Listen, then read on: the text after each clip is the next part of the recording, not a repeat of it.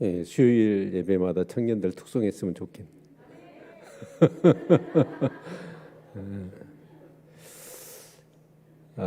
근데 청년들이 사실은 제일 뒷자리 가는 건 아니에요. 뉴스 안 보니 국회의사당에 국회의원들 모이면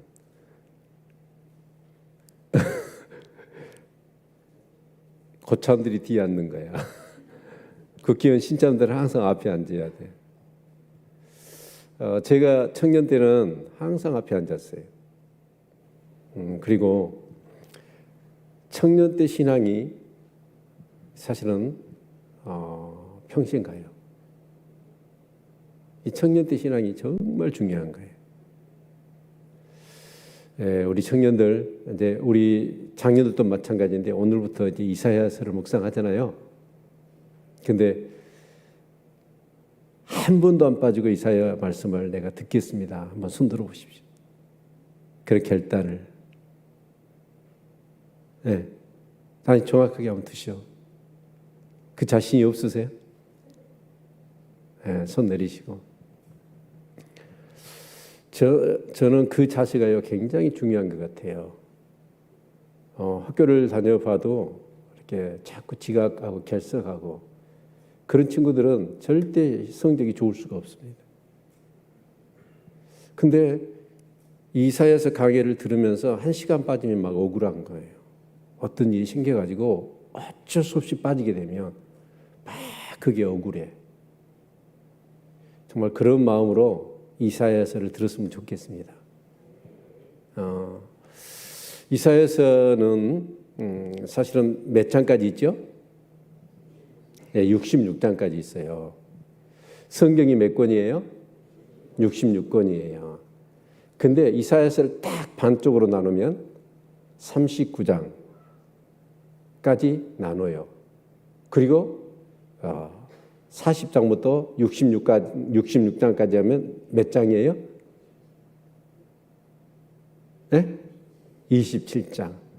그래서 3, 9, 27 그러니까 66권. 뭐가 생각나요?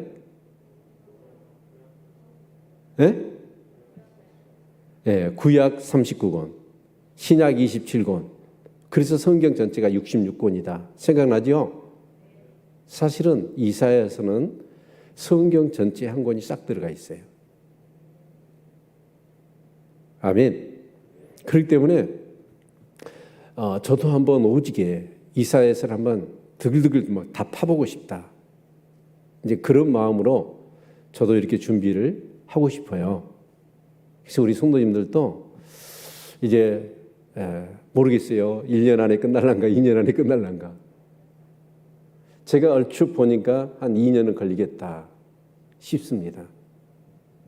그런데 그런 어떤 각오를 가지고 여러분이 이사야서를 이렇게 듣게 되고 또 이 강의를 이렇게 강의를 하면서 여러분 그냥 듣고만 끝나면 안 돼요. 이사야서를 몇 번 그동안에 읽는다 생각하시길 바랍니다. 그러면 정말 여러분의 그런 신앙생활에 큰 힘이 되고 유익이 될 줄로 믿습니다. 아멘. 이사야서의 기록은 누가 했을까요? 당연히 이사야가 했지요. 이사야의 그 주제, 이사야서의 주제라고 한다면 그 주제는 첫 번째 거룩입니다. 두 번째는 심판입니다. 그리고 세 번째는 회복, 구원입니다. 자, 첫 번째 뭐라고요? 거룩. 두 번째 심판. 세 번째 구원입니다. 이 구원의 그런 어떤 메시지 속에 뭐가 담겨 있냐면 이 이사야서의 가장 중요한 어떻게 보면 사상이라고 할 수 있는 남은 자의 사상이 담겨져 있습니다. 여러분 그래서 이사야서를 보면 대부분 이렇게 서신서를 읽어보면 그 서신서에 누가 이렇게 선지자로 부름을 받았다라고 하는 말이 있고 난 다음에 이제 자기가 부름 받아서 하나님이 주신 계시의 말씀을 전하거든요. 그리고 사역하는 모습이 담겨져 있잖아요. 근데 이사야는 어쩌냐면 부름받은 내용을 어디다 기록하고 있냐면 6장에 기록되어 있어요. 그래서 6장의 내용을 우리가 살펴보면 우시야 왕이 죽던 해에, 그러니까 이제 이 우시야 왕은 어떤 왕이었냐면 정직하고 하나님을 의지하는 왕이었다. 그래서 성경에서 정직하다는 말은 뭐 말하냐면 하나님 말씀대로 살았던 왕이었고, 의지했단 말은 뭐 말하냐면 기도하는 왕이었다. 하나님께. 그렇게 정리해 볼 수가 있어요. 자, 그래서 이 우시야 왕은 실제로 그 앞에가 아마시아 왕이잖아요. 근데 그런 그 전 앞에 왕들의 또 다른 왕들의 비교해 볼 때 이 우시야 왕은 정말 하나님을 경외하는 왕이었습니다. 그런데 이 우시야 왕이 죽으니까 나라가 심히 걱정스러운 거예요. 또 우리가 예레미야 선지자하고 이사야 선지자가 이렇게 비교적 이제 대선지서로 이 구분이 되지 않습니까? 그래서 어떻게 보면 예레미야 선지자는 선지 사역을 하면서 하나님의 말씀을 증거하면서 굉장히 핍박과 어려움을 많이 겪습니다. 네. 그런데 이사야는 어쩌냐면 비교적 큰 어려움이 없어요. 물론 나중에 므낫세 왕 때 그 나무에다가 그 이렇게 이 통에다가 집어넣어 가지고 이사야를 톱으로 켜서 죽이잖아요. 므낫세 왕이. 그래서 마지막 때는 죽음을 그렇게 핍박을 받으면서 당했지만 이사야 선지자가 그렇게 크게 이 사역을 하면서 어려움이 없었던 이유는 바로 이사야가 왕의 친척이었습니다. 그러니까 우시야가 죽으니까 누구예요? 자기 친척이 죽은 거잖아요. 그리고 특별히 또 이렇게 선지자의 입장에서 우시야 왕이 죽으니까 나라가 염려스러웠죠. 그래서 성전에 가서 이렇게 기도를 하다가 여러분 누구를 만나요? 네, 내가 입술이 부정한 자 중에 하나님을 배웠다. 그래서 나로 망하게 됐다. 내가 죽게 됐다. 그렇게 고백하지 않습니까? 그런데 그때 하나님이 뭐라고 그러세요? 우리가 누구를 보내며 우리를 위하여 누가 갈고, 성삼위 하나님이 고민을 하고 있는 거예요. 누구를 보내며 누가 우리를 위하여 갈 것이냐 고민을 해요. 그 얘기를 들었던 이사야가 주여 내가 여기 있나이다. 나를 보내소서 라고 그렇게 자청을 하게 되죠. 그래서 우시야 선지자는 어떻게 하냐면 이사야 선지자는 선지자의 사역을 시작합니다. 그런데 그때 우리가 그 하나님을 뵀을 때 어떻게 봤습니까? 천사가 두 날개로는 발을 가리고 두 날개로는 얼굴을 가려요. 그리고 한 날에는 이렇게 이 날개짓을 하면서 창하면서 그 음성을 듣게 되는 것이죠. 그때 하나님이 이사야 선지자에게 나타나서 보이셨던 모습이 뭐예요? 거룩입니다. 그래서 하나님의 가장 대표적인 속성이 있다고 한다면 그건 뭐예요? 거룩입니다. 물론 하나님은 사랑이시죠. 그것도 하나님의 대표적인 속성이지만 그 사랑이라는 것은 관계적인 측면에서 하나님의 대표적인 속성이 사랑이고, 하나님 홀로 계실 때의 대표적인 속성은 뭐냐면 거룩이십니다. 아멘. 자, 그래서 그 하나님은 거룩하신 분이거든요. 그러면서 사실은 이스라엘 백성들을 우리가 지금 출애굽 묵상하지 않습니까? 근데 그 출애굽을 묵상하면서 그 신의 산 계약을 맺지 않습니까? 그 계약의 내용이 뭐예요? 너희는 내 백성이 되고 나는 너희 하나님이 될 거다. 그러면서 너희들이 제사장의 나라가 될 것이다 라고 말씀하시지 않습니까? 그래서 그들은 뭐냐면 제사장의 나라가 되어야 돼요. 자, 제사장의 나라는 뭐합니까? 하나님과 이방 세계 안에 그 중간의 역할을 감당해요. 제사장이 백성들과 하나님의 그 관계를 이어주기 위하여 그 제 문제를 해결하고 하나님의 말씀들을 통하여 백성들을 가르치잖아요. 그것이 제사장이라고 한다면 제사장의 나라는 이스라엘이라는 전체적인 나라가 이 세상을 대상으로 하고 하나님과 관계 속에서 정말 그들의 제 문제를 어떻게 해결할 것이며, 그리고 정말 그들을 통하여 하나님이 어떤 분이신가, 그것을 보여주는 거예요. 그게 제사장 나라의 역할이었던 것이죠. 그래서 그 제사장 나라의 핵심이 뭐예요? 바로 거룩해야 됩니다. 내가 거룩하니 레위기서 11장의 말씀처럼 너희도 거룩하라. 그것이 하나님이 제사장의 나라를 이루는 그 모든 이스라엘 백성들의 삶의 모습이어야 하거든요. 그런데 이스라엘 백성이 가나안 땅에 들어가서 제사장의 나라가 돼야 되지 않습니까? 그런데 제사장의 나라가 된 게 아니라 어떻게 돼버렸어요? 여러분, 가나안의 문화에 그냥 동화돼 버리고 그 나의 다른 신을 내게 있게 말지니라 하늘과 땅과 바다에 있는 어떤 형상이라도 만들지 말며 거기에 절하지 말아라 라고 했는데 이스라엘 백성이 가나안 땅에 들어가서 어떻게 합니까? 여러분, 가나안에 우상을 섬겨버리고 맙니다. 그래서 하나님께서는 그 거룩과는 너무나 반대되는 속된 세상적인 삶을, 정욕적인 삶을, 마귀적인 삶을 그들이 살아버리는 거예요. 그래서 하나님께서는 어떻게 하십니까? 계속해서 그들에게 책망을 하시고 그들을 어떻게 하십니까? 징계를 내리시죠. 그것이 뭘로 나타나면 39장까지 심판으로 계속 나타나는 것입니다. 여러분, 저와 여러분도 왕 같은 제사장인 줄로 믿습니다.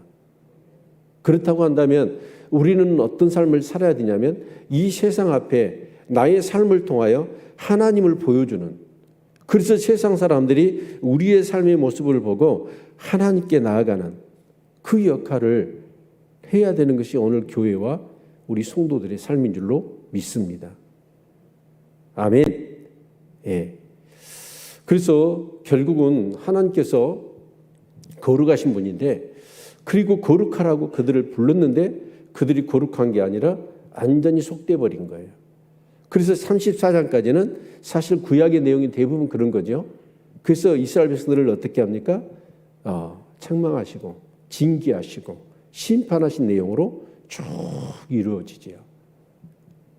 그래서 결국은 구약에 이스라엘과 남유다가 망해버리고 말아요. 그런데 그런 나라를 어떻게 백성들을 하나님이 포기해요? 포기 안 해요? 포기 안 해요. 그래서 끝까지 그 남은 자를 두셔가지고 결국은 그들을 통하여 그 다윗에게 약속하셨고 또 아담에게 약속하셨고 아브라함과 이삭과 야곱에게 약속하셨듯이 그 씨에서 누가 나타나요? 예수 그리스도가 등장하시죠. 아멘. 예, 그래서 이제 신약의 그 복음을 통하여 이제 예수님이 십자가에 죽으시고 구속을 이루시고 부활 승천하시고 성령을 보내셔서 이 교회 사역이 시작되어지는 새로운 언약과 은혜의 시대가 열리는 이 신약의 내용을 사실 66장까지 담고 있는 거예요. 그래서 여러분, 이사야서 말씀이 얼마나 중요하겠어요? 그러죠? 네, 그래서 여러분이 사모하는 그런 마음을 가지시고 열심히 이사야서의 말씀을 또 읽고 묵상하시면서 보다도 더 하나님을 깊이 알아가는 은혜가 있기를 주님의 이름으로 축원을 드립니다. 네. 예, 1절 같이 한번 읽어볼까요? 시작. 유다 왕 우시야와 요담과 아하스와 히스기야 시대에 아모스의 아들 이사야가 유다와 예루살렘에 대하여 본 이상이라. 이사야가 사역을 했을 그 시대적인 배경이 뭐냐면 바로 우시야, 요담, 아하스, 히스기야, 이 네 명의 왕 시대에 이사야가 활동했습니다. 자, 그런데 우리가 이제 얼마 전에 아모스서를 마쳤지 않습니까? 근데 그 아모스 시대에 북이스라엘의 가장 어떤 시대였어요? 전성기였죠. 돈이 많았고 경제적으로 정치적으로 안정이 됐었어요. 그런데 그때 가장 어떻게 보면 타락해 버립니다. 그런데 이 우시야 시대 때도 어떠냐면 남유다가 이제 다윗과 솔로몬 시대를 빼고 남유다 북이스라엘로 나눠진 이후로 어떻게 보면 남유다의 가장 어떻게 보면 풍요로운 전성시대가 있다면 바로 우시야 시대입니다. 그런데 그런 우시야 시대 때 결국은 참 우시야가 그렇게 정직했고 하나님 말씀대로 살았고 하나님을 의지하며 기도하는 왕이었음에도 불구하고 어떻게 보면 이 우시야가 죽은 이후로 이 남유다가 굉장히 영적으로 피폐해지는 그런 상황이 되어졌던 것이죠. 우리가 알다시피 제가 이렇게 50년 전만 해도 아니 40년 전만 해도 우리나라 잘 살았어요, 못 살았어요? 정말 못 살았습니다. 요즘 시골의 아이들 이렇게 먹는 거랄지 또 씻는 거랄지 그런 문화생활은 정말 이렇게 좋잖아요. 우리 어린 시절에는 그랬던 것 같아. 아침에 일어나서 이렇게 샘에 가가지고 물을 길러가지고 이렇게 세수를 하잖아요. 세수는 꽉 했어요. 세수는. 그런데 세수 비누가 없었어요. 그러면 빨래비누 있잖아요. 양지물로 해가지고 만든 거. 그거 한번 해가지고 그냥 하는 동 마는 동 고양이 세수하고 그걸로 하루 끝. 학교 끝나고 막 구슬치기하고 딱지치고 오징어 게임하고 뒹굴고 막 지풀덩이에 뒹굴다가 저녁에요. 씻었어요? 안 씻었어요? 안 씻고 그대로 밥 먹고 이불 속으로 들어갔어요. 언제 목욕을 했습니까? 여름에는 냇가에 가서 막 목욕했죠. 예. 근데 딱 이제 날이 차가워져 가지고 물속에 안 들어가잖아요. 목욕 안 해요. 목욕 언제 하냐? 설날 전날 한 번 해요. 목욕탕도 없었어요. 그래가지고 빨간 고무 다이에다가 물 끓여가지고 1순위가 누구예요? 아버지 목욕을. 그 다음에 어머니 물을 바꾼 게 아니에요. 그 물에다가. 그런데 그때 당시에 보면 이제 목욕을 하려고 가잖아요. 무릎에가 때가 누름박같이 써져 끼어 있어. 정말 매 그랬던 것 같아. 아니 여러분 나 표정 보는 것이 겁나게 미개인처럼 보는데 나만 그랬을까요? 대부분 다 그랬어요. 저 어린 시절에 팬티 안 입었습니다. 초등학교 다닐 때까지. 반바지 그냥 하나만 입었거든요. 그리고 먹을 거 그럴 게 없었습니다. 어쩌다가 이렇게 손님이 와가지고 참 우리 어머니는 뭘 숨기는데 도사해요. 그래가지고 뭐가 없는데 손님만 오면 뭐가 나와. 그래가지고 뭐 이렇게 설 때 이렇게 이렇게 배나 사과가 있잖아요. 그럼 거기다 기가 막히게 감춰놨다가 손님이 오면 딱 나와. 아무리 뒤져도 없거든요. 그래서 그 과일을 한번 먹고 싶은데 그 손님은 또 눈치가 없이 다 먹고 가더라고. 그러면 껍질 깎아놓은 거 있죠. 그걸 갖다가 이렇게 맞박 있잖아요. 그 뭐죠? 이빨로 막 큰 남은 살을 갉아먹고 그것도 배고프면 껍질째 씹어서 먹었어. 그래도 맛있더라고. 사실은 정말 어려웠습니다. 힘들었잖아요. 그런데 그때는 사람들이었지요. 그래도 정이 있었지요. 정이 있었습니다. 근데 여러분 우리 국민소득이요. $10,000를 넘어가고 $20,000를 넘어갔어요. 그리고 지금 $30,000 시대입니다. 이 시대가 되다 보니까 사람들이 무엇을 알았냐면 돈 맛을 안 거예요. 그리고 세상 맛을 알아버렸어. 그러니까 돈 맛을 알고 세상 맛을 아니까 하나님이 그렇게 우리에게 복을 주셨잖아요. 그러면 여러분 복 주신 분을 바라봐야 돼요? 하나님이 주신 것을 바라봐야 돼요? 네? 복을 주신 분이 중요한 거잖아요. 그 하나님을 바라보지 못하고 타락한 우리 육신은요. 하나님이 주신 것을 쫓아가 버려요. 그게 그렇게 돼 있습니다. 사람은. 그래서 돈 맛을 알고 세상 맛을 알아요. 그러다 보니까 우리의 신앙이 어쩌냐? 그렇게 가난하고 의에 줄이고 목마르고 애절하게 하나님 섬기지 않습니다. 그래서 나도 모르는 사이에 내 신앙이 어째요? 흐려져 버려요. 여로보암 시대 때 북이스라엘이 그랬고요. 우시아 시대에 어떻게 보면 남유다가 그렇게 되어진 거예요. 그래서 그때부터 뭐냐면 선지자들이 일어나기 시작하고, 선지자가 일어났다는 뜻은 뭘까요? 선지자가 자기가 하고 싶어서 합니까? 아니요. 하나님이 그래도 깨어있는 그런 사람을 택해가지고 계시를 주시면서 이 말씀을 전하라고. 그래서 그때부터 선지자들이 이제 막 일어나서 사역을 하기 시작하는 것이죠. 그래서 우시야, 그 다음에 요담의 왕에 대해서는 별로 이렇게 큰 내용이 없더라고. 자, 그런데 이 아하스라는 왕, 사실은 이 아하스라는 왕이 남유대를 통째로 말아먹은 왕입니다. 그래서 우리가 그 남유다의 왕이 몇 명이죠? 솔로몬과 다윗 빼고. 예, 그 정도는 알아야 되겠죠. 예, 20명입니다. 북이스라엘 왕은요, 19명입니다. 자, 그런데 북이스라엘은 19명의 왕이 세워지는 과정 속에 앙조가 9번 바뀌어요. 9번 쿠데타가 일어나요. 그래가지고 정권이 뒤집어져 버렸어요. 그런데 남유다는 정권이 바뀝니까? 안 바뀝니까? 안 바뀌어요. 그런데 바뀔 뻔했지요. 언제입니까? 예, 아하시아 다음에 이 아달랴라고 하는 그 아하가 이세벨의 딸이 결혼을 하지 않았습니까? 여호사밧하고. 여러분, 그렇게 해가지고 결국은 이제 그 여호사밧이 죽으니까 이 앙후가 그 아들을 왕으로 세워요. 그리고 그 아들이 전쟁에 가서 죽습니다. 그러니까 이제 손주들이 남았잖아요.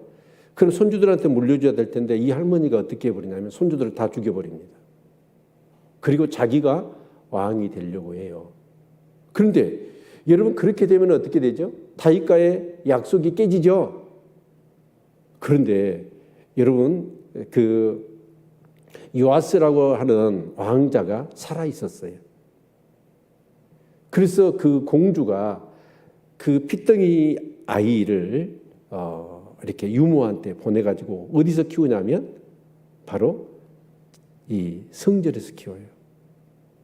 성전에서 그 제사장이 숨겨서 키우잖아요. 그리고 이제 어느 정도 나이가 차니까 이 왕자를 내세워가지고 결국은 아달랴를 제압합니다. 그래서 이 학자들 가운데는 그 아달랴를 왕으로 넣어야 되느냐 안 넣어야 되느냐. 여러분, 넣어야 되겠어요? 안 넣어야 되겠어요? 안 넣어야 됩니다. 구속사적인 관점에서. 그렇죠? 그래서 그 유다 지파에서 여러분 그 왕이 나온다고 창세기 40장에 여러분 그렇게 하나님 말씀하셨잖아요. 다윗에게도 네가 영원히 끊어지지 않을 것이다 약속을 하셨잖아요. 그래서 하나님이 그 약속을 지키시기 위하여 그렇게 역사를 하셨던 거예요. 그런데 여러분, 그 아하스라는 왕이 결국은 뭐냐면 가장 어떻게 보면 그 악한 왕에 속해요. 그래서 북이스라엘의 그 20명의 왕 중에서 가장 악한 왕이 누굴까요? 넘버 워스트. 가장 나쁜 왕이 누굴까요?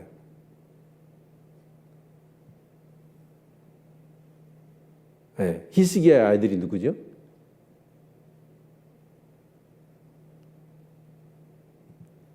히스기야의 아들이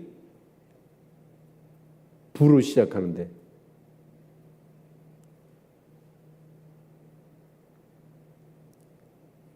누굽니까?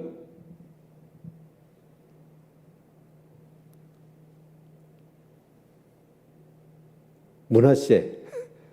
무가 아니라 무로 시작. 여러분, 므낫세 왕이 가장 악해요. 그래서 이 므낫세 왕은 북이스라엘이 그 당시는 그래도 여러분 그 아하과 이세벨이 가지고 왔던 바알과 아세라만 있었어요. 근데 이 므낫세 시대에 뭘 끄집어 드리냐면 이 몰렉신을 끄집어 드립니다. 몰렉신은 뭐 하는 신이에요? 자식을 이렇게 잡아가지고 제사를 드리는 인신공양의 우상숭배거든요. 그걸 끓여드려요. 그리고 결국은 선지자들을 대부분 죽이고 뭐합니까? 이렇게 우상숭배에 빠져버리잖아요. 그래서 이 므낫세가 가장 악한 왕이고 그 다음이 아하스 왕입니다. 오늘 본문에 나와요. 이 아하스 시대 때는 어떻게 합니까? 결국 성전문을 다 못 지려버려요. 하나님 앞에 제사를 못 드리게 해버려요. 그리고 우상숭배로 백성들을 그냥 몰아가기 시작합니다. 그런데 히스기야는 어떤 왕이냐면 어떻게 보면 쫄딱 망한 나라를 물려받은 왕, 어떻게 보면 비참한 왕이죠. 그런데 이 히스기야는 정말 하나님을 경외하는 왕이었습니다. 그래서 히스기야가 왕이 되자마자 했던 게 뭐죠? 그 아버지가 못질했던 성전에 못을 빼서 성전문을 엽니다. 그리고 쇠락한 무너진 단이나 성전을 보수를 해요. 그래서 보수를 하다가 율법책을 발견하지 않습니까? 그리고 그 율법책을 백성 앞에서 낭독하면서 막 온 백성이 회개했던, 어떻게 보면 그런 어떤 이렇게 믿음이 좋은 왕이 히스기야이지요. 그래서 이런 시대에 이 이사야가 사역을 하게 되어지지요. 이런 시대적인 그런 배경들을 우리가 좀 이해하면서 좀 본론으로 들어간 다음에 2절 같이 한번 읽겠습니다. 시작. 하늘이여 들으라, 땅이여 귀를 기울이라. 여호와께서 말씀하시기를 내가 자식을 양육하였거늘 그들이 나를 거역하였도다. 근데 이 말씀은 보면 우리는 그냥 새로울 뿐이잖아요. 그런데 하늘이여 들으라, 땅이여 귀를 기울이라, 이 메시지는요 하나의 간용구처럼 그런 이스라엘 백성들한테 굉장히 친근한 겁니다. 어떻게 친근하냐면 이런 묘사를 자주 했던 그런 믿음의 조상이 있었거든요. 그 조상이 누구일까요? 바로 모세입니다. 그래서 참 이런 선지자들을 이렇게 보면요, 하나님이 계시를 주셨기도 했겠지만 하나님은 그런 계시를 기계적으로 주시지 않거든요. 너 받아 적어 한 자도 빠지지 말고 틀리지 않게 따닥따닥따닥 해가지고, 그런 게 아니고 그 이사야, 그리고 그 축자 영감설이라고 그러죠. 이사야가 가지고 있는 뭔가의 성경적인 배경들, 그가 가지고 있는 어떤 문학적인 어떤 그런 소양들, 정서적인 영적인 어떤 소양들을 충분히 이용하셔서 하나님이 감동을 해가지고 이 성경을 기록하게 하신 거예요. 그러니까 이사야는 결국은 뭐냐면 이 성경을 깊이 묵상했던 사람입니다. 그래서 이 말씀을 보면 우리가 신명기 32장을 우리가 한번 보아야 됩니다. 자, 그러면 신명기 32장을 같이 볼까요?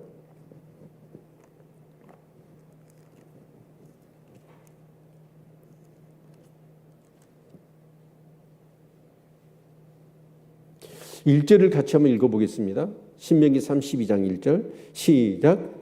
하늘이여 귀를 기울이라, 내가 말하리라. 땅은 내 입의 말을 들을지어다. 비슷하죠? 그러면서 어떻게 보면 이 32장의 내용을 압축해서 얘기하고 있는 것이 어떻게 보면 오늘 이사야의 서론격에 해당하는 이 말씀이란 말이에요. 자, 그러면 이 신명기 32장은 어떤 말씀입니까? 어떤 상황에서 주어진 말씀이죠? 자, 이스라엘 백성이 출애굽을 했어요. 그런데 그 이 시대는 어떻습니까? 믿음이 없었어. 그래서 가데스 바나에서 사실은 시내산에서 우리가 지금 출애굽기 묵상하고 있듯이 시내산에서 하나님이 율법과 성막과 제사와 절기에 대한 메시지를 주시고 나서 이제 계약을 맺었잖아요. 그것이 사실은 계약이 뭐냐면 결혼식입니다. 하나님은 신랑, 우리는 신부. 그래서 이제 계약을, 이 혼인 서약식을 하고 나서 모세가 또 산에 오르잖아요. 뭐하러 가죠? 성막에 대한 내용을 받기 위해서 가요. 그럼 그 성막은 어떤 곳입니까? 결혼했으면 뭐가 필요해요? 집이 필요하잖아요. 그래서 신부와 신랑이 신방을 꾸리기 위해서 여러분 그 살 집에 대한 설계도를 받으러 간 거란 말이에요. 자, 그런데 받아가지고 내려왔어. 내려왔더니 어떻게 해요? 이스라엘 백성이 바람나 버려서 그 통에. 그래가지고 금송아지를 만들었고 그게 하나님이라고 섬기고 있는 거예요. 그래서 그들은 어쩌냐면 사실은 가데스 바나 시내산에서 바로 일주일이면 가나안 땅에 들어갑니다. 그래서 그럴 모양으로 시내산에서 가데스 바나까지 얼마 안 되지 않아요. 갔는데 거기서 이제 하나님이 어떻게 하시죠? 이스라엘 백성을 가나안 땅에 들어보내려고 뭘 보내죠? 정탐꾼 보내잖아요. 그런데 이 정탐꾼들이 와서 하는 보고가 10명이 하는 게 그 안악자손이 있고 네피림들이 있어서 우리 거기 가면 다 죽는다. 메뚜기 같다. 그렇게 보고를 해버리고 그 말에 이스라엘 백성이 낙심하면서 불평하면서 원망해버린 거예요. 그래서 그들은 결국 뭐냐면 40년 동안 광야에서 뺑뺑이 돌지 않습니까? 아직 들어갈 믿음이 안 된 거예요. 그리고 그 이 세대는 다 죽어버려요. 그리고 이 세대들이 남아서 이제 모압 평지 동편에서 이제 모세를 통해서 다시 그들에게 하나님의 말씀을 쭉 이렇게 가르치는 내용이 신명기잖아요. 왜냐하면 그 이 세대들은 어쩌냐? 그 출애굽의 과정 속에 하나님이 그렇게 역사하신 것을 잘 몰라요. 그래서 하나님이 왜 그들이 430주간 노예 생활을 했고 또 그들이 출애굽을 했으며 정말 그 가나안 땅에 들어가서 그들이 이루어야 될 나라가 뭐고 그래서 그 나라를 이루기 위해 그들이 어떤 삶을 살아야 될 것인가 하는 그런 부분들에 대해서 몰라요. 그래서 그것을 다시 교육시키기 위해서 모세가 그 요압 동편에서 출애굽 2세대를 앉혀놓고 말씀을 강론했던 게 신명기 내용이에요. 그렇죠? 자, 그래서 여기 보니까 32장 다 읽을 수는 없고 여기 보면 11절 같이 한번 읽어보죠. 32장 11절 신명기 시작. 마치 독수리가 그 보금자리를 어지럽게 하며 그 새끼에 너풀거리며 그 날개를 펴서 새끼를 받으며 그 날개 위에 그것을 엎는 것 같이 여호와께서 홀로 그들을 인도하셨고 함께한 다른 신이 없었도다. 결국 여러분 이스라엘 백성들이 독수리가 그 보금자리를 어지럽게 해요. 그러니까 독수리가 뭐냐면 알을 낳고 새끼가 까잖아요. 그래서 먹이를 막 갖다 줘요. 그럼 독수리가 커요. 그리고 이제 이 깃털도 생기고 그래가지고 이제 날아야 되거든요. 근데 얘들이 엄마 아빠가 막 먹을 거 갖다 주고 그냥 그 둥우리가 그렇게 푹신푹신하고 따뜻하고 좋으니까 나가요, 안 나가요? 안 나가려고 그래. 그러니까 어미가 어떻게 했냐면 막 날개시 돼가지고 그 둥우리를 부드러운 거 다 날려버리고 그냥 어지럽게 해버려. 이스라엘 백성이 그 애굽 땅에서 어떻게 했습니까? 그들을 인도했잖아요. 그런데 그곳에서 어떻게 이스라엘 백성들이 그래도 좋은 거예요. 그래서 어떻게 보면 안 나가려고 그래. 그래서 바로 요셉을 알지 못하는 그 바로 왕이 세워져 가지고 결국 그들에게 이 노동을 시키고 억압하고 남자가 나면 다 죽여라. 그러면서 거기서 살 수 없을 정도로 상황들을 막 핍박과 박해가 있으면서 그렇게 되어진 거잖아요. 그래서 이제는 떠나고 싶은 마음이 들 정도로. 그래서 이 독수리가 막 해가지고 이제 새끼들을 그렇게 불편하게 만들어요. 그래도 안 나가. 그러니까 독수리가 어떻게 합니까? 떨어뜨려. 떨어뜨리니까 독수리가 어떻게 합니까? 안 죽으려고 막 날개질을 하는 거예요. 그러다 보니까 막 힘이 생기고 그래서 이 독수리 세중의 왕의 독수리가 되어지는 거 아니겠습니까? 그러듯이 이스라엘 백성을 출애굽 시켜가지고 그 광야에서 막 훈련을 시키시는 거예요. 그래서 제사장이 되라고. 그렇게 하나님의 인도를 해 오셨다라는 것입니다. 그런데 그렇게 해서 그들을 가나안 땅에 들였더니 그들에게 어떻게 됐느냐? 우리 20절, 21절 같이 한번 읽어볼까요? 시작. 여호와의 말씀에 내가 내 얼굴을 숨겨 그들에게 보이지 않게 하고 그들의 종말의 엿담을 보리니 그들은 심히 패역한 종류요 무실한 자녀이미로다. 그들이 하나님이 아닌 자로 나의 질투를 일으키며 그들이 허무한 것으로 나의 진노를 격발하였으니 나도 백성이 되지 아니한 자로 그들의 시기가 나게 하며 우둔한 민족으로 그들의 분노를 격발하리로다. 그들이 우상 숭배에 빠져버린 거예요. 가나안의 문화를 척결하고 정말 거룩한 백성이 되며 그 제사장의 나라가 되어서 하나님을 보여야 될 사람이 하나님을 냅다 던져버리고 그 가나안 사람이 섬겼던 우상 숭배에 빠져버린 겁니다.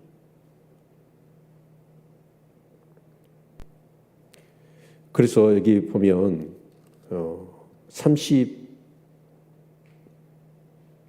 몇 절입니까? 예, 23절 32장 23절 같이 읽죠. 시작. 내가 재앙을 그들에 의해 쌓으며 나의 살을 다하여 그들을 쏘리로다. 계속해서 이제 하나님께서는 어떻게 합니까? 그들에게 재앙을 그들 위에 쌓으며 나의 살을 다하여 그들을 쏜대요. 하나님은요 화살이 엄청 많아요.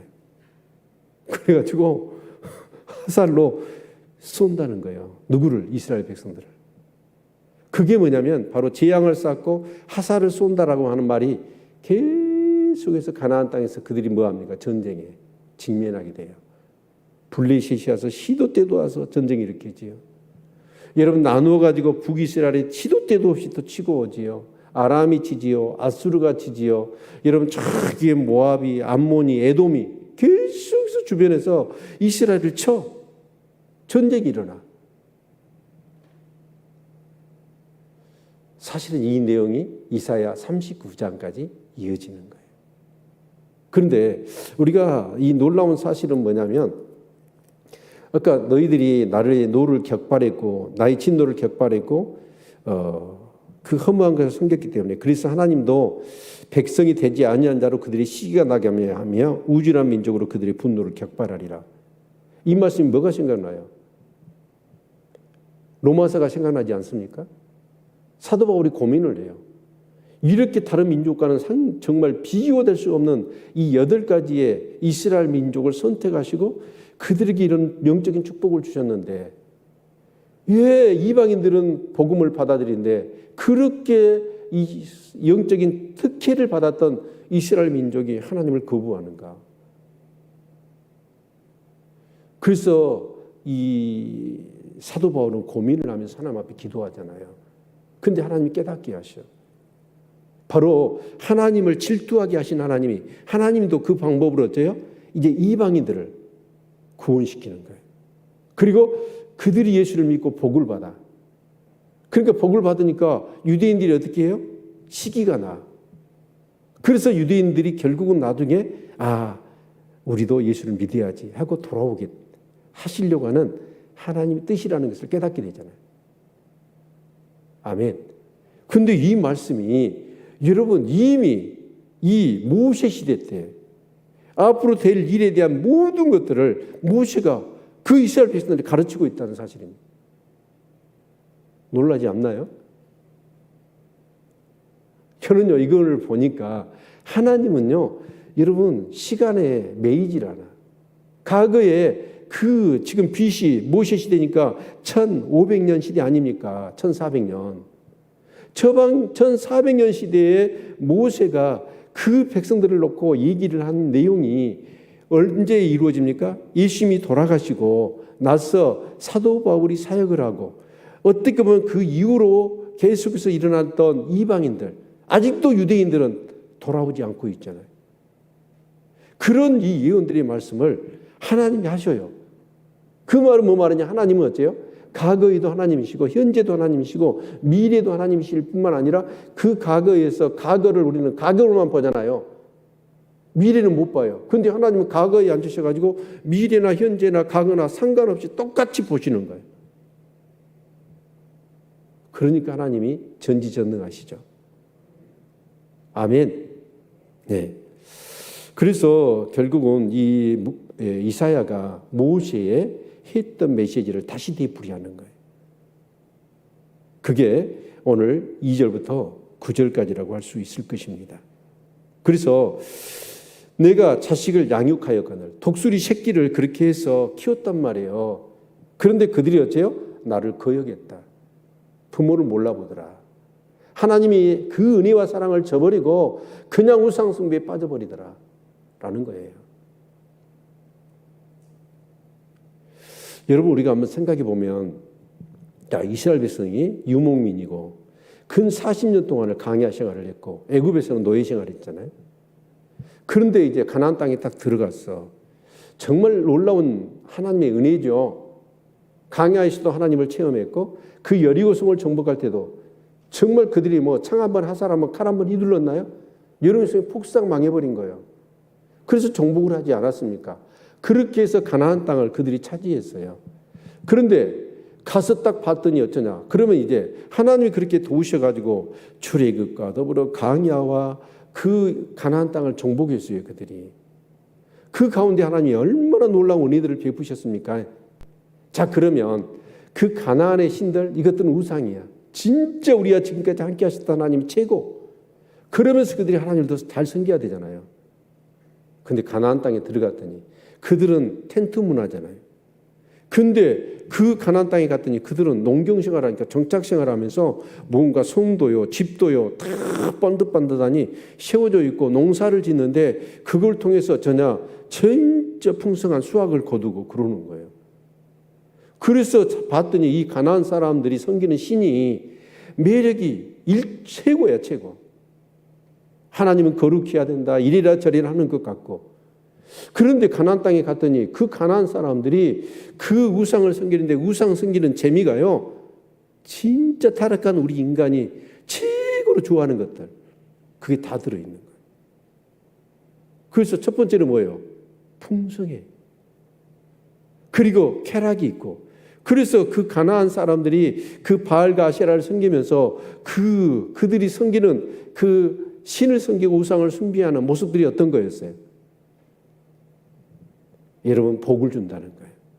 아니, 봤더니 그들은 먹도 못하는 막 가일에 뭐 진수성찬을 차리면서 그들이 먹잖아요. 그러니까 그들은 뭐냐? 마음이 바뀌기 시작해. 그리고 제사를 드리는데 어떻게 드립니까? 여러분, 산에 진미를 쌓아놓고 포도를 마셔. 포도주를 흥청 마셔요. 그리고 그 치흥에 어째요? 그룹으로 남녀가 섹스를 해요. 이런 거를 했더니 보니까 와, 진짜 하나님 섬기는 것보다는 우상 숭배하는 것이 훨씬 더 구미가 돋은 거예요. 아까도 얘기했지만 돈 맛을 알아버린 거예요. 세상의 맛을 알아버린. 그러니까 하나님이 시시하게 여겨져. 그래서 하나님을 버리고 결국은 그들은 그래서 우리 읽지 않았습니까? 너무나 쉽게 속히 하나님 버리고 그렇게 우상 숭배에 빠져버리는 거예요. 자식을 양육하였거늘 그들이 나를 거역하였도다. 그러면서 3절을 같이 한번 읽어볼까요? 시작. 소는 그 임자를 알고 나귀는 주인의 구유를 알건만은 이스라엘은 알지 못하고 나의 백성은 깨닫지 못하는도다 하셨도다. 여러분, 소 키워보셨나요? 짐승 키워보시죠. 요즘은 이 반려견, 개를 많이 키우잖아요. 근데 개 주인 알아요, 몰라요? 기가 막히게 알아요. 근데 이 개들이요, 진짜 영특하더라고요. 예수가 이렇게 지가 키우는 개가 있거든요. 근데 미국을 가면서 한 달을 맡아달라고 해서 우리가 키웠거든요. 근데 저는요, 개 싫어해요. 가서 나한테 막. 근데 이제 키워보니까 제일 고민이 털이더만. 어디를 가나 이 털이 다녀. 털이 있어. 그래가지고 나는 싫어해요. 그런데 자식 못 이기더라고. 딸이 맡기로 하니까 어쩔 수 없이 또 불쌍하잖아요. 그러니까 쓰더니도 먹이로 주고요. 좀 이렇게 안아주기도 하고 내가 그랬거든요. 그런데 같이 자지는 못하겠더만. 근데 아내는 어쩌냐면 같이 껴안고 자더라고. 그래가지고 잘해줘. 그러니까 이놈이 보니까 자, 그러면 이제 새벽 기도를 갔네. 그래가지고 이제 제가 대부분 먼저 들어가거든요. 아내는 한 8시까지 기도하고 올라와요. 저는 한 6시 좀 넘으면 들어오는데. 그래서 딱 들어가면 이놈이 딱 기다리고 있어. 근데요, 지 자는 자리에서 안 일어나고 말똥말똥 나를 쳐다봐. 근데요, 사모님이 올라오잖아요. 저 계단 소리에 발소리까지 알더만. 그래갖고 마중 올라가네. 차별을 하더라고, 얘가. 아니, 세상에서도 차별받는 것이 억울한데, 짐승한테 차별을 받으니까 기분이 되게 안 좋더라. 근데 개 키운 사람 누군가 그 얘기를 하더라고. 서열을 정한대요. 그 집이 식구가 4명이잖아요. 나한테 제일 잘해주는 1순위, 두 번째로 잘해주는 사람 2순위, 3순위, 4순위 해가지고요. 걔가요, 그 순위별로 점수 매겨가지고 대하더라고. 근데 여러분요, 소는요, 주인을 알아요. 나귀는요, 구유를 안단 말이면 자기에게 밥 주는 주인이 누군지 알아. 정확하게 알거든요. 참 짐승들도 영특합니다. 자, 그런데 그 짐승들도 주인을 아는데 내가 너희들을 어떻게 독수리 그 새끼를 키우듯이 그리고 그 강야에서 그 부모의 심정으로 그들을 어떻게 했어요? 지금까지 인도하고 보호하고 필요한 것 따라 때를 따라 다 주고 그렇게 했는데 너희들은 짐승만 또 못하다. 그 얘기를 지금 하는 거예요. 어찌요? 우리가 짐승만 또 못하다. 우리 그러잖아. 이 새대가리야, 이 닭대가리야 그러죠. 그런 소리 크면서 들어봤어요? 안 들어봤어요? 거기서 새대가리가 무슨 대가리예요? 버드가 아니에요. 버드가 아니에요. 새양치 그러잖아요. 소대가리라는 뜻이에요. 이 소대가리야, 이 닭대가리야. 그 말이 뭔 말이에요? 소하고 닭보다도 더 미련하다 그런 뜻이잖아요. 개만 또 못한 놈. 그런 얘기 들었잖아요. 여러분 어떻게 보면요, 짐승은요, 제가 이렇게 그 전쟁사의 내용들을 쭉 하면서 그 어떤 다큐멘터리인가 그 전쟁에 대한 얘기를 하면서 여러분 일반 짐승들은요 절대로 자기 동족을 안 죽여요. 특별한 경우가 아니면 특히 해고면 싸움이 나오잖아요. 그래서 이렇게 원숭이들도 그렇잖아요. 이렇게 리더가 있어, 리더, 집단 리더가. 근데 그 리더가 이제 별로 나이가 들어가지고 힘이 없어 보이면 젊은 놈이 치고 올라가. 그리고 자기가 리더가 되겠다고 싸우잖아요. 그때는 상대방을 거기 죽도록 그렇게 하더라고요. 거기 죽여버리더라고요. 그 예에는요, 자기 동족을 짐승은 안 죽입니다. 근데 우리 인간이 어쩌냐면, 여러분 1차 세계대전 보십시오. 얼마나 사람들을 많이 죽였는지. 평화를 지킨다는 명목하에 뭔가 이데올로기, 어떤 욕심, 그런 여러 가지 빌미를 삼아가지고 구실을 잡아서 전쟁을 일으켜서 사람을 죽이는데요. 무참하게 죽이잖아요. 그래서 성경은 얘기합니다. 만물보다 거짓되고 심히 부패한 것이 뭐라고요? 인간의 마음이라고.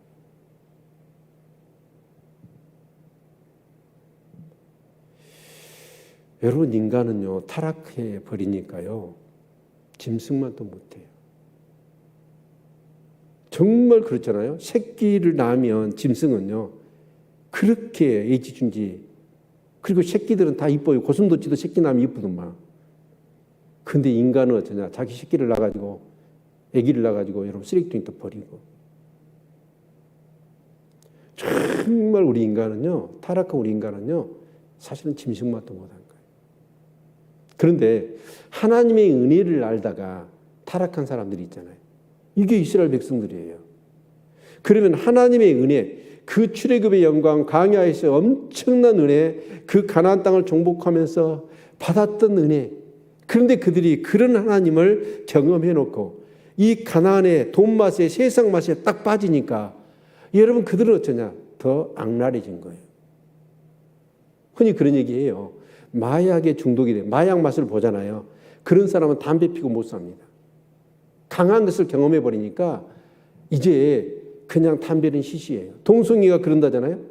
여러분 그 동성 간에 그렇게 성을 하면서 느꼈던 그 강한 맛을 경험하니까 이제는 이성의 성 갖고는 만족을 못해. 그러니까 여러분 하나님을 믿다가 세상 맛, 돈 맛에 그렇게 해서 거기에 빠져버리잖아요. 그러면요 더 악랄해지는 거예요. 여러분 깨어있기를 바랍니다. 아멘. 그래서 짐승보다도 못하다 너희들이 지금 그 얘기를 하면서 하시는 말씀이 4절에 슬프다 범죄한 나라요 허물진 백성이요 행악의 종자요 행위가 부패한 자식이로다. 그들이 여호와를 버리며 이스라엘의 거룩한 자를 만홀히 여겨 멀리하고 물러갔도다. 이 슬프다 이 말은 뭐냐면 탄식입니다. 너무 슬퍼가지고 나도 모르는 사이에 무의식적으로 흐르는 이 슬퍼서 나오는 뭔가의 그런 통곡과 같은 탄식. 슬프다라고 번역한 게 아니라 호의 그런 뜻이거든요. 비명과 같은 슬픔의 절규예요. 하나님이 그렇게 절규하십니다. 그런 모습을 보면서 짐승만도 못한 그들의 모습을 보면서 그러면서 범죄한 나라요 허물진 백성이요 행악의 종자요 행위가 부패한 자식이로다. 여기서 특히 주목해야 행악의 종자래요. 이 종자란 말이 씨앗이라는 뜻이 아닙니까? 여러분 정말 우리가 그래요. 아까 우리가 어린 시절에 어려운 상황들을 제가 얘기를 했지만 아마 여기서 보릿고개 경험한 사람 많지 않을 겁니다. 보릿고개 경험하셨나요? 예, 그 시기가 언제냐면 언제일까요? 이렇게 쌀이 떨어져 버려. 그래가지고 이제 그때는 뭐냐면 그 보리도 없어가지고 잘 못 먹어요. 근데 우리 때는 그 보릿고개가 그냥 죽 써서 먹잖아요. 근데 우리 때는 뭐냐면 쌀은 찾아볼 수가 없어. 완전히 콩당 보리밥이에요. 도시락을 싸주면 딱 뚜껑 열면 콩당 보리밥 있죠. 네. 그렇게 어떻게 보면 가난한 굶주리는 그런 시대가 있었습니다. 자, 그런데 아버지는 어떻게 하냐면 쌀이 떨어졌어요. 콩당 보리밥만 먹고 어떨 때는 죽을 먹어야 돼. 그런다고 어째요? 종자로 나온 그 벽실을 여러분 그거 먹습니까? 굶어 죽어도요. 그 종자는 남겨놔요.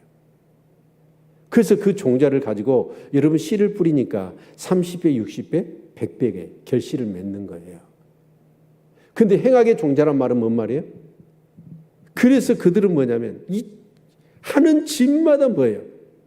죄악이에요. 그래가지고 그 행악하는 것들이 씨가 돼서 30배, 60배, 100배로 결국 그들이 그렇게 되어지더라는 거예요. 소망이 있겠습니까? 없겠습니까?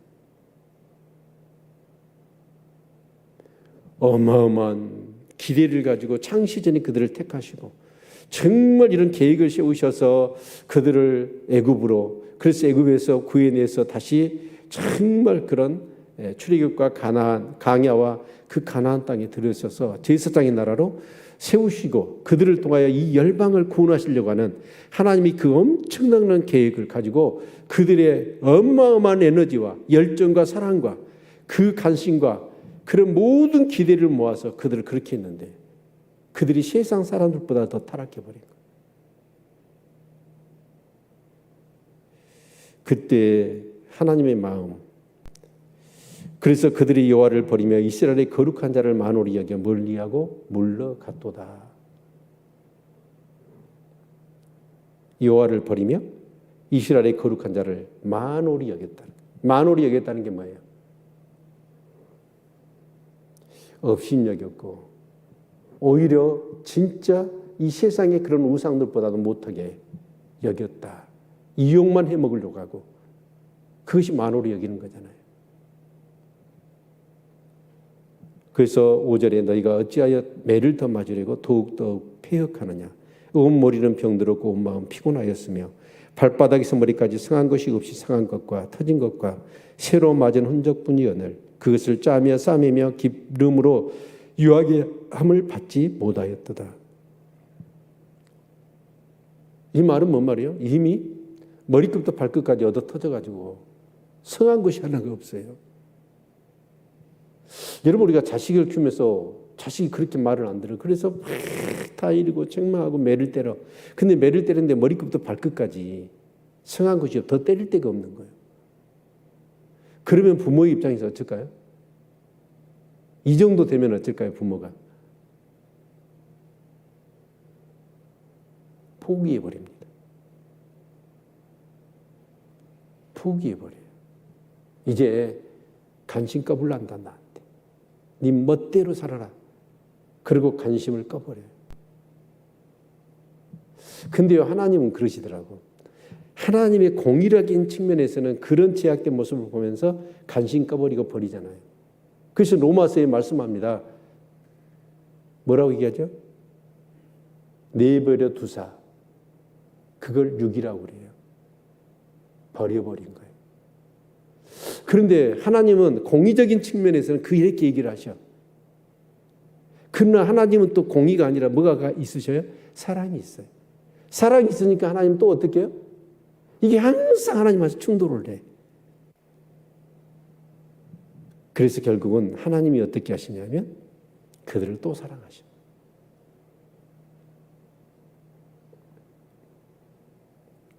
여러분, 그런 하나님의 자비와 긍휼이 무궁무궁하신 줄로 믿습니다.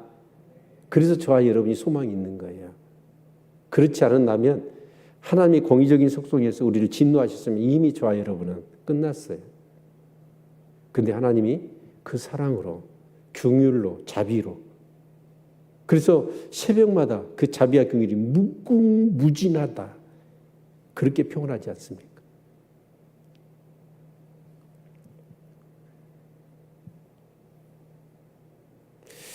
손은요, 말은요, 매 때리면요 들어요.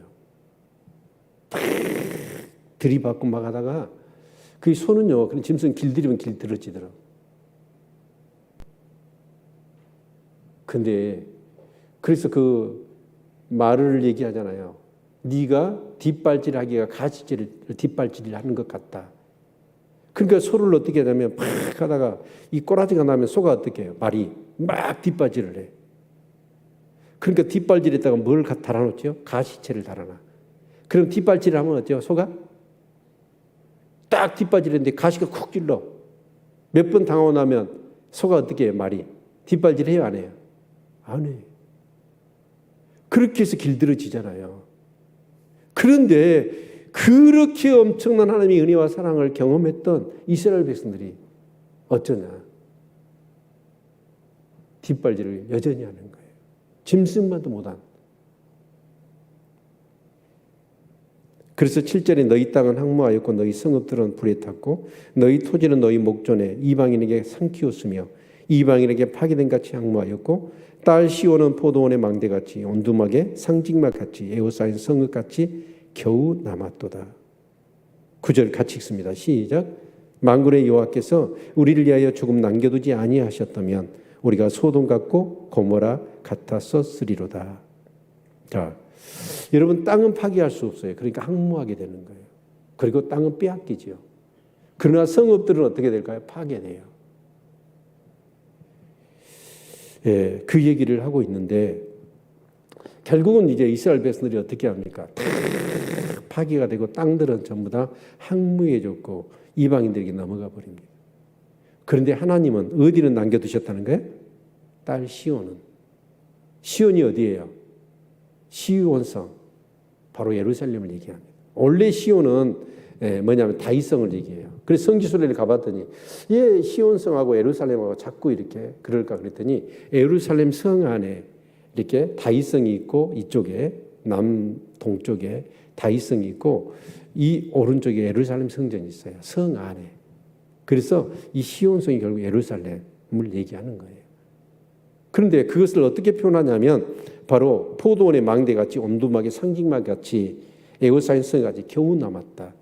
그러니까 다른 성읍이나 모든 땅들은 항폐화되었고 다 파괴가 됐는데 뭐만 남겨놓으신 거예요? 예루살렘만. 여러분, 포도밭에 우리가 그 망대를 세우잖아요. 몇 개 세워요? 포도 알만큼 세워요? 하나만 세워요? 네? 하나만 세워요. 저도요, 이런 말씀만 생각하면 제 어린 시절이 생각나요. 아버지가 수박을 이렇게 밭을 했어요. 근데 수박밭을 했는데 거기다 이렇게 망대를 짓더라고요. 근데 우리 시대는 어쩌냐면 얘들이요, 어쩌다가 목욕하러 왔다 갔다 하다가 먹을 것이 없으니까 수박설이나 참외설이나 그렇게 닭설이나 하러 가잖아요. 그럼 그때는 어째요? 하도 먹을 것이 없고 그러니까 어른들이요, 다 그냥 어린 시절에 그렇게 하면서 크는 거야. 제가 안 됐어. 오늘 아침에 뉴스 봤더니 여러분 산에 가가지고 밤 죽지 마세요. 그거요, 주인이 고소해 보면 여러분 감옥 간답니다. 오늘 뉴스에 그렇게 나더라고. 여러분 저희가 이렇게 키우다가 그 아이들이 이렇게 따먹는 거 그건요 괜찮아요. 근데요 못된 다른 마을 애들이 밤에 들어와요. 그래갖고 우리 수박밭이 어떻게 돼버렸냐면 애들이 와가지고 자기가 먹을 잘 익은 거 수박 딱 골라갖고 그것만 따가면 얼마나 좋아요. 10개 따가도 괜찮아요. 근데 걔들이 수박밭이 와가지고 뒤진다고 했죠. 수박밭 순 같은 거 다 밟아버려. 망쳐져 불더라고.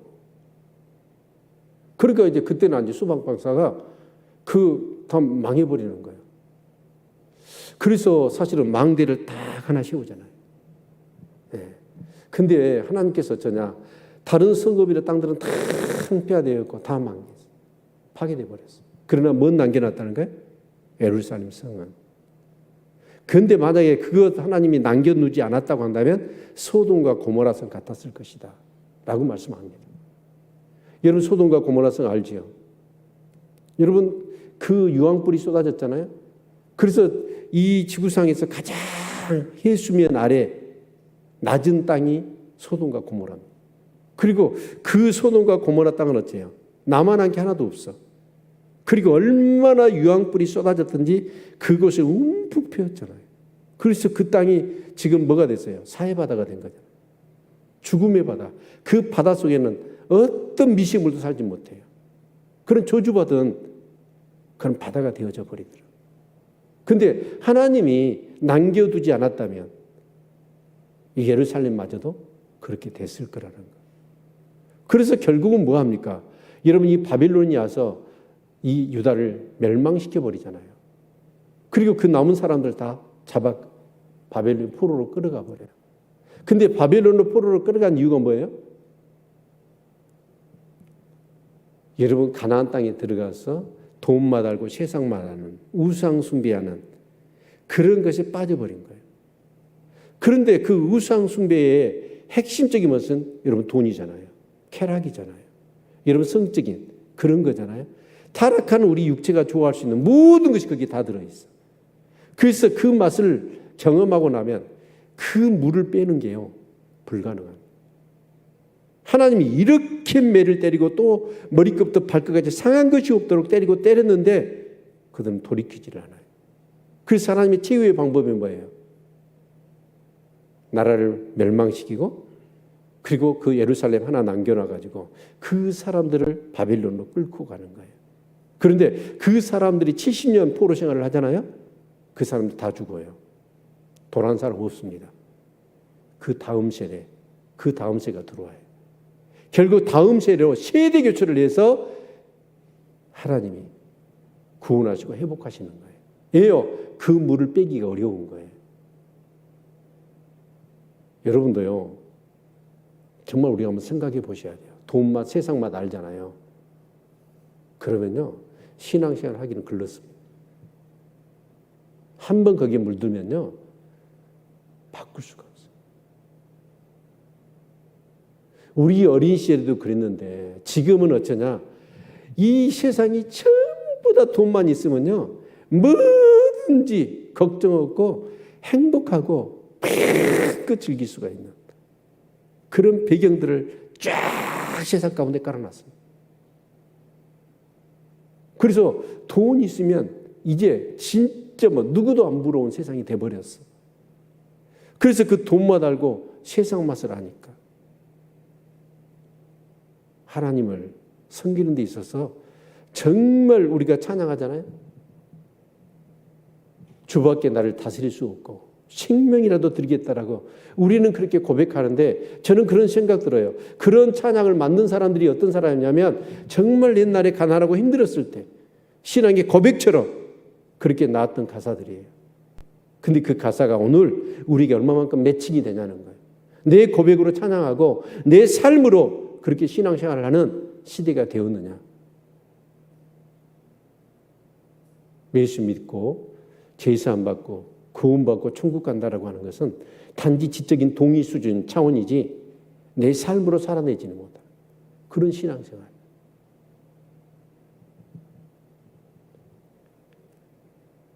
사실 이사야를 제가 아모스에 이어서 이사야를 묵상하게 된 이유가 여기 있습니다. 우리 씻어냅시다. 아멘? 청년으로 그 행실, 청년이 무엇으로 그 행실을 깨끗게 하리까? 오직 주의 말씀을 따라 상갈 것이니라.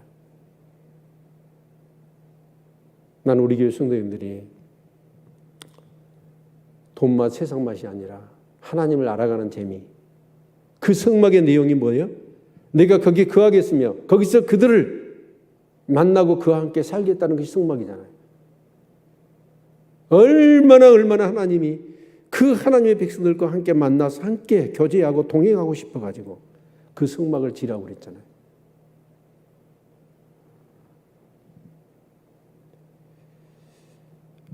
정말 하나님은 예수님까지 죽이셔가지고 우리를 성전을 삼으셔서 우리 안에 들어와 계셔. 성령으로. 우리가 함께 동행하고 교제하고 싶어가지고. 그런데 과연 얼마만큼 내 안에 계신 하나님을 내가 인식하고 그 존재감을 느끼며 왕 되신 주님, 그 주님을 통치 아래 거하려고 우리가 살아가느냐? 아니죠. 내가 주인되어 있고 하나님은 여전히 내 발밑에 있어요. 필요할 때만 SES 치고 여러분 내가 편하면 하나님이 있는지도 모르고 내 마음대로 살아가잖아요. 만약에요. 내 마음대로 사는데도 불구하고 내가 거짓말하고요.